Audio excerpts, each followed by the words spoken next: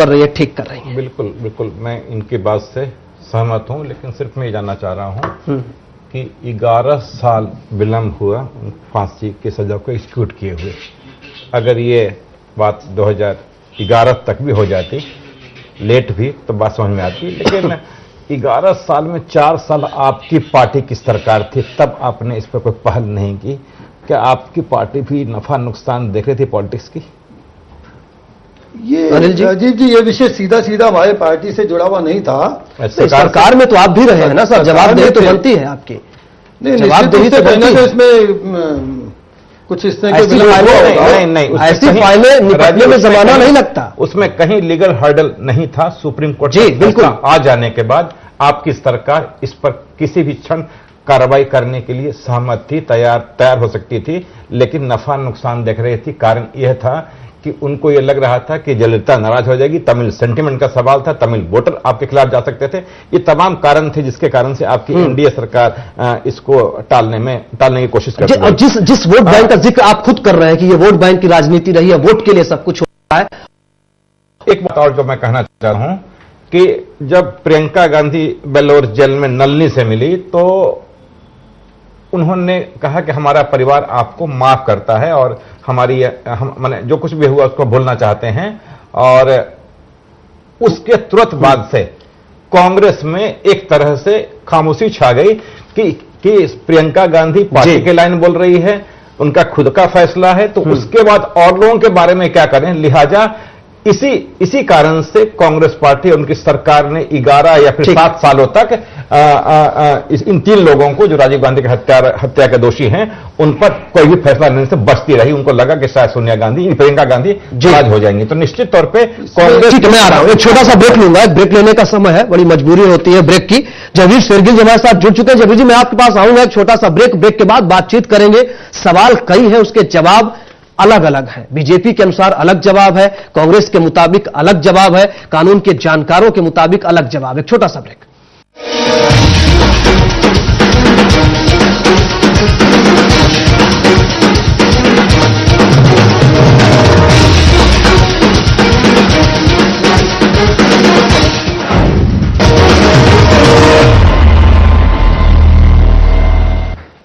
Break के बाद स्वागत है आपका। पूर्व प्रधानमंत्री राजीव गांधी के हत्यारों की रिहाई को लेकर के राहुल गांधी ने कहा कि जब पूर्व पीएम को न्याय नहीं मिल रहा है तो आम आदमी को क्या मिलेगा। इन्हीं सवालों में छिपा हुआ कि आखिर राहुल गांधी किस पर सवाल उठा रहे हैं, क्या कांग्रेस खुद इसके लिए जिम्मेदार नहीं है। सभी मेहमान हमारे साथ मौजूद हैं बातचीत करने के इस पूरे मसले पर। जयवीर शेरगिल जी, नेता कांग्रेस, हमारे साथ जुड़ चुके हैं। जयवीर जी, बातचीत जो हो रही है, राहुल गांधी जी किस पर सवाल उठा रहे हैं और जो राजनीति की बात हो रही है वो राजनीति कौन कर रहा है? राजीव जी, मैं लेता जुड़ा हूं तो 2-3 स्पष्ट बातें रखना। जी बिल्कुल, पहली बात रखिए। बड़े अफसोस की बात है कि हमारे देश के प्रधानमंत्री की मृत्यु और जितने मासूम लोग मरे उनकी मृत्यु को एक राजनीतिक तौर से इस्तेमाल किया जा रहा है। एक दूसरा, कांग्रेस पार्टी ने अपना स्टैंड बिल्कुल क्लियर कर दिया है कि हम डेथ सेंटेंस या जो कैपिटल पनिशमेंट के नाम से जाना जाता है उसके बिल्कुल खिलाफ है। ठीक है। 18 फरवरी का जो सुप्रीम कोर्ट का ऑर्डर आया, पैराग्राफ 31 में साफ लिखा हुआ है कि उनका डेथ सेंटेंस लाइफ में बदला जाए।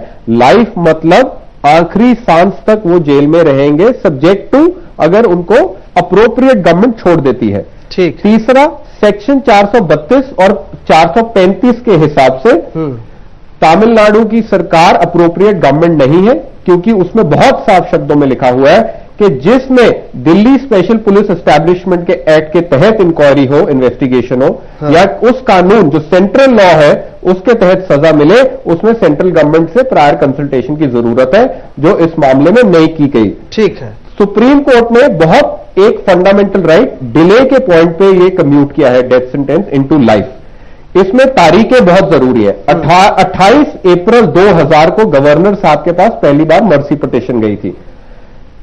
4 जून 2000 जब बीजेपी गवर्नमेंट पावर में थी तो होम मिनिस्ट्री के पास फाइल गई।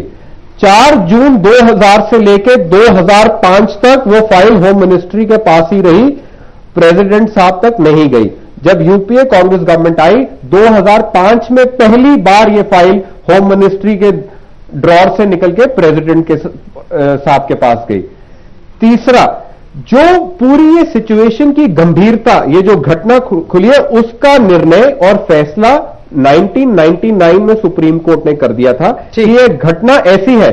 पैराग्राफ 636 जस्टिस वाधवा ने कहा था कि प्रधानमंत्री की मृत्यु और वो छोटी बच्ची जिसका नाम कोलिका था, जो अपनी मदर लतिका के साथ हुआ, सिर्फ राजीव जी को एक पोएम सुनाने के लिए आई थी। जिस तरह इन सब लोगों की मृत्यु हुई है, ये एक ऐसा घटना है, क्राइम है, जिसमें कोई भी मर्सी उसमें कहीं किसी की खुशी नहीं। तभी इन लोगों, सवाल मेरा ये नहीं है, नहीं जगदीश शेर, ग्रेविटी ऑफ सिचुएशन जी, मेरे सवाल का जवाब नहीं दिया आपने। आपको पूरे बोलने का पूरा हक है, मौका है। सवाल मेरा यह है कि राहुल गांधी अब किस पर सवाल उठा रहे हैं? इतने सालों तक सरकार में आप थे, एक फाइल निपटाने में, होम मिनिस्ट्री से माननीय राष्ट्रपति महोदय तक पहुंचाने में कितना वक्त चाहिए आपको? सदियां तो चाहिए नहीं, एक जमाना तो चाहिए नहीं। कितने साल तक आप थे? किस पर आप सवाल उठा रहे हैं? कौन राजनीति कर रहा है? उसमें सवाल उसमें हम इसलिए उठा रहे हैं, मैंने आपको बताया 2000 से 2005 तक फाइल होम मिनिस्ट्री से प्रेसिडेंट साहब तक नहीं पहुंची, तब बीजेपी और एनडीए की सरकार पावर में थी। इसका एक्सप्लेनेशन यही दे सकते हैं। दूसरा, जब 2005 में पहुंची, मैं मानता हूं अटॉर्नी जनरल ने कहा उस डिले का आज ये बात समझ नहीं आ रही है, छोड़ दिया। मिस्टर शेरगिल, ऐसा है कि ठीक है। तीसरा मेरे को खत्म करने दीजिए। आज सवाल यह है, कल को कांग्रेस, बीजेपी या तमिलनाडु की राजनीति, हमारे देश पे हमला हुआ था, प्रधानमंत्री को छोड़कर। सर वो देश सबका है, नहीं वो बात भुला रहे हैं आप जगदीश जी। देश सबका है, देश सबका है, बावजूद देश की आत्मा पे हमला था, ये इसमें कोई शक नहीं है। इस बात को मानने से किसी का इनकार नहीं है। सवाल यह है कि राजनीति कर कौन रहा है? राजीव जी, शेरगिल जी, 2-3 बातें हैं। आपने कहा 2000 से लेकर 2005 तक वह फाइल होम मिनिस्टर, जो तत्कालीन होम मिनिस्टर थे 2004 तक, एल.के. आडवाणी थे, उन्होंने इस पे एक्सिक्यूट नहीं किया। लेकिन 2005 से 2013 तक 14 आ गया है। वह फाइल आपके होम मिनिस्ट्री के ड्रॉवर में थी, जो नहीं मिल रही थी पूरी फाइल। तो ये जो तर्क है आपकी मिनिस्ट्री का, आपकी सरकार का, जिसके कारण सुप्रीम कोर्ट आप प्रॉपरली नहीं लड़ सके, आप अपनी बात नहीं कर सके, या फिर इस बात को लेकर आशंका थी क्योंकि प्रियंका गांधी ने नलिनी को माफ कर दिया था, आपकी पार्टी और सरकार पसोपेश में थी कि 3 अन्य लोगों के मामले में क्या कदम उठाया जाए, लिहाजा सुप्रीम कोर्ट में आपकी पार्टी और सरकार ने गंभीरता से मामले को नहीं उठाया, और इसी खींच में सुप्रीम कोर्ट ने पिछले महीने उनकी सजा उम्र कैद में बदल दी। तो निश्चित तौर पर आप अपनी जिम्मेवारी से नहीं बच सकते, और इसका एहसास आपकी पार्टी को है। जी जयवीर जी, जल्दी से मैं और मेहमानों के पास चलना चाहूंगा। मैं आ रहा हूं, संजन जी आ रहा हूं। राजीव जी, मुझे ये हम इस पूरी बात को हम राजनीतिक रंग दे क्यों रहे हैं? बात हो रही है हम राजनीति करने के लिए तो बैठे नहीं है। क्या राजीव जी नेता है, ना मैं नेता हूं, ना तो राजकुमार वो नेता है। राजनीति हम कहां कर रहे हैं? पार्टियां तो आप चला रहे हैं, इसमें राजनीति हम क्या करेंगे? राहुल गांधी सवाल उठाते हैं तो सवाल तो ये उठना चाहिए कि सरकार आपकी थी, आप क्या कर रहे थे 10 साल से? आप नहीं, बीजेपी तो नहीं बचेगी, ठीक है। अनिल जी जवाब देंगे आप जो सवाल आपसे कर रहे हैं? राजीव जी, राजनीति की वो तो सीधी राहुल गांधी की स्टेटमेंट में है। सरकार में तो आप थे, ये बात सही है। जयवीर जी का ये तर्क गलत नहीं है, लेकिन ठीक है, आपका जवाब क्या है? उस समय विलंब होगा, मैं अधिकृत रूप से इस विषय में अभी आज कुछ नहीं कहने की स्थिति में हूं। लेकिन 2005 पार्टी भी जिम्मेवार है, 2005 जिम्मेदार है। 2005 दिल पर क्या परिस्थिति रहे हैं कि 2005 तक हम राजीव जी, उस समय की क्या परिस्थिति होंगी अधिकृत रूप से मैं नहीं कह सकूंगा, लेकिन आज की परिस्थिति मैं ये कहता हूं कि आज जो कुछ हुआ, कहीं ना कहीं इसमें कांग्रेस की अपनी इच्छा शक्ति में कमी थी, कहीं कोई भय था, कोई अज्ञात भय था, जिसके कारण निर्णय नहीं हो पा रहे थे या फाइल नहीं मिल रही थी। अब फाइल मिल गई, सुप्रीम कोर्ट का निर्णय आ गया, एक मर्सी पिटीशन जो थी पेंडिंग रखी गई, उसके कारण से सुप्रीम कोर्ट ने उसके नजर में रखते हुए निर्णय ले लिया। उसके बाद जब राज्य सरकार ने अपने उसमें राय प्रकट की है, उस पर जो राजनीति प्रारंभ हुई है, इसमें जो अज्ञात भय, जो एक वोट की राजनीति सामने आ रही है, नहीं वो बात नहीं। आप शेरगिल जी, आपकी जानकारी के लिए आपने किया, आपकी जानकारी के लिए बता दूं कि 2009 के लोकसभा चुनाव में चूंकि आपका गठबंधन डीएमके से था, लिहाजा डीएमके का दबाव था, जो उनको स्टैंड रहा है शुरू से कि उनको माफ कर दिया जाए, उनको रिहा कर दिया जाए। इस कारण से आपकी पार्टी और सरकार दबाव में थी। ये पेज कोई पहल करने से सरकार पर पॉलिटिक्स का ये पेज भी है। हरसंजन जी, बिल्कुल इसी बात को मैं कहना चाह रहा था जो अभी राजीव जी ने, नाग साहब ने कही कि दरअसल जब तक बीजेपी की सरकार थी 2004 तक, उस समय भी बीजेपी एक अज्ञात भय से जूझ रही थी कि इस मामले को छूना कितना असरदार होगा, कितना घातक होगा, कितना फायदेमंद होगा। इस वजह से बीजेपी ने नहीं छुआ क्योंकि जयललिता उस समय इनके साथ थी। निश्चित तौर पे दोनों पार्टियां नफा नुकसान देख रही थी, दोनों पार्टियां नफा। और मैं थोड़ा सा पीछे जाना चाहूंगा राजीव, मुझे 1 मिनट का समय दें। जब नरसिम्हा राव 1991 से 96 तक प्रधानमंत्री थे राजीव गांधी की हत्या के बाद, तो ये बात भी अब जग जाहिर है कि सोनिया गांधी नरसिम्हा राव से इस बात को लेकर नाराज रहा करती थी कि राजीव गांधी हत्याकांड की जो तफ्तीश है वो इतनी धीरे क्यों चल रही है। बावजूद इसके, उनकी नाराजगी के बावजूद नरसिम्हा राव की सरकार ने उसकी तफ्तीश में जो तेजी सोनिया जी चाहती थी वो नहीं लाई वो सरकार। कुल मिलाकर ये स्थिति राजीव गांधी हत्याकांड के बाद की तफ्तीश और बाद के तमाम पहलू उसके ऐसे हैं कि कांग्रेस अंदरूनी कलह से जूझती रही। अंदरूनी कलह अगर ना कहें, मैं थोड़ा सा अगर कलह का इस्तेमाल कर रहा हूं, लेकिन आपसी पसोपेश की ये रहा है। और जाहिर सी बात है बीजेपी जब भी सरकार में आई तो उसने नहीं छुआ क्योंकि एनडीए की सरकार में कभी वो लोग शामिल थे, उनका दबाव था और बीजेपी नहीं चाहती थी कि हम किसी भी ऐसे। बीजेपी ने भी हर्षवर्धन वही किया जो कांग्रेस ने किया, क्योंकि बीजेपी ने भी डीएमके का सपोर्ट लिया था और तमिलनाडु की क्षत्रिय पार्टी है और वो तमिल अस्मिता, तमिल सेंटिमेंट के सवाल पे एनडीए गवर्नमेंट को दबाव देते रहे। भुनाया गया, खूब भुनाया गया। सत्ता के आगे सिद्धांतों की होली हमेशा जली है भारत की सियासत में, यह बड़ी विडंबना है। राजकुमार गुप्ता जी, आपके पास मैं आना चाहूंगा। जयललिता जी ने एक तर्क दिया कि पहला मामला इसका तमिलनाडु में दर्ज हुआ, इसलिए ये राज्य सरकार के दायरे में आता है। सर जरा दर्शकों को बताइए उस दायरे के बारे में, आप कानून के जानकार हैं इसलिए ये सवाल मैं आपसे पूछ रहा हूं कि गवर्नमेंट, केंद्र सरकार कुछ और कह रही है, राज्य सरकार कुछ और कह रही है। इतने गंभीर मसलों पर राज्य केंद्र का ये जो बंटवारा है कहां किसका हो रहा है और क्या कहना चाह रही है जयललिता जी? तमिलनाडु में जब राजीव गांधी की हत्या हुई जी तो एफआईआर सेक्शन 154 सीआरपीसी में थाने में दर्ज हुआ। हाँ, ये स्टेट का मैटर है। हाँ, सीआरपीसी पर सेंट्रल गवर्नमेंट स्टेट गवर्नमेंट का कोई डिवीजन नहीं है, वहां स्टेट है। बट स्टेट में का मतलब होता है law and order is the subject matter of state. तो तमिलनाडु को पावर है क्योंकि उसकी स्टेट है। वहां पर किसी कोर्ट ने ये नहीं कहा है कि तमिलनाडु गवर्नमेंट जो रूलिंग गवर्नमेंट है उसको पावर नहीं है इस केस में इन्वेस्टिगेशन करने का। ठीक है, इन्वेस्टिगेशन बाद में चली गई, सीबीआई को चली गई, तो इसका मतलब नहीं है कि जुरिडिक्शन जो है स्टेट गवर्नमेंट का खत्म हो गया। स्टेट बनाम से ही केस चलता रहा, सुप्रीम कोर्ट में भी चला है जी। तो कुछ हद तक जो प्रेजेंट चीफ मिनिस्टर तमिलनाडु की वो सही है, इट्स स्टेट मैटर। ये छोड़ने का मामला जो है स्टेट का मैटर है, छोड़ सकती है जयललिता राज्य सरकार के विशेषाधिकार के तहत। लेकिन ये कहना चाहूंगा कि सुप्रीम कोर्ट के जो जजमेंट है, गवर्निंग जजमेंट है कि आजीवन कारावास का मतलब है टिल डेथ, तो बीच में छोड़ने का उनको जुरिडिक्शन नहीं है। ठीक है, लेकिन जयललिता जी जो ये बात कर रही है कि 3 दिन में अगर आपने जवाब नहीं दिया तो फिर ये राज्य सरकार के दायरे में आता है, हमारे अधिकार में आता है, हम छोड़ दें। जी नहीं, हम नहीं कर सकती।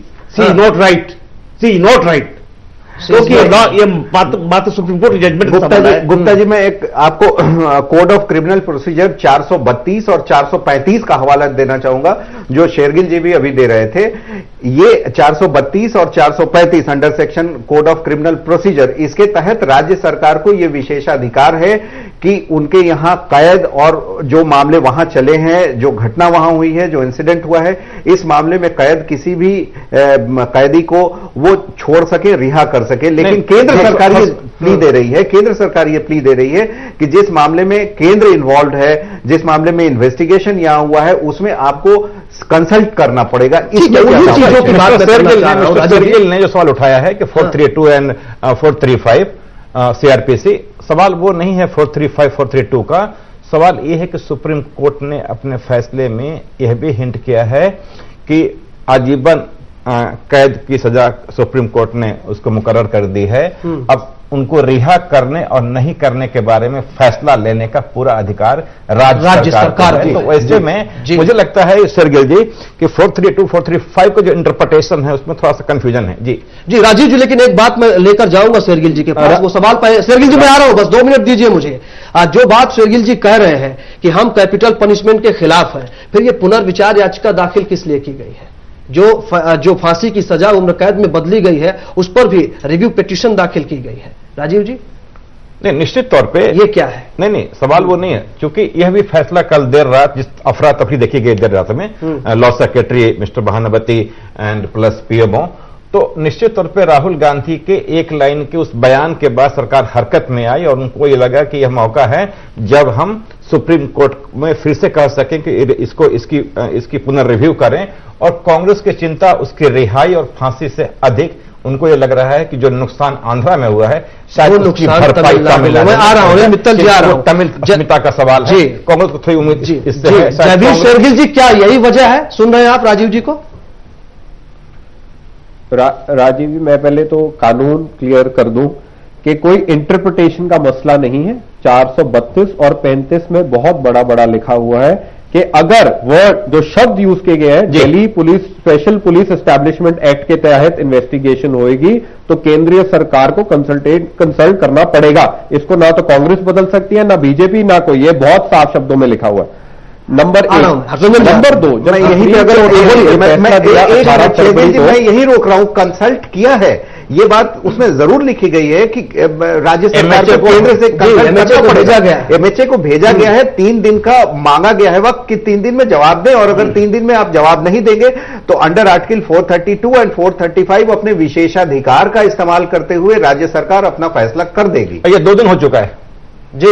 सेक्शन 432, सेक्शन 435 कहीं ये प्रोसीजर ले डाउन नहीं करता कि आप 3 दिन का अल्टीमेटम दे, जेल विभाग को बिना कंसल्ट किए 3 दिन का आप एक डेडलाइन सेट कर दे, उसके बाद जो आपको मना है। इस विषय में स्टेट गवर्नमेंट अप्रोप्रिएट गवर्नमेंट की डेफिनेशन में नहीं आता 432